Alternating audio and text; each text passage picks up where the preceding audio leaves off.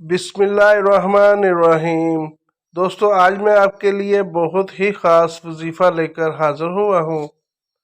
نیک رشتہ کے حصول کے لیے نہایت آسان اور مجرب عمل ہے۔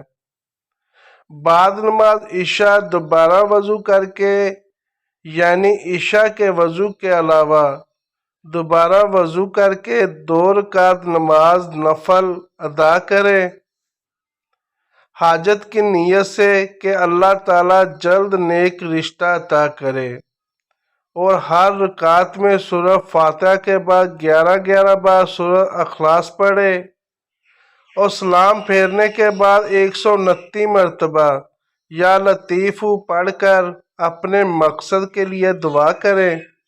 انشاءاللہ بہت جلد نیک رشتہ مل جائے گا۔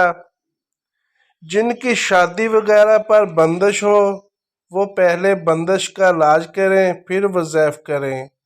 اجازت کے لیے کمنٹ میں سبحان اللہ لکھ کر ویڈیو کو آگے شیئر کر دیں، اور ہمارے چینل کو سبسکرائب لازمی کریں۔ شکریہ۔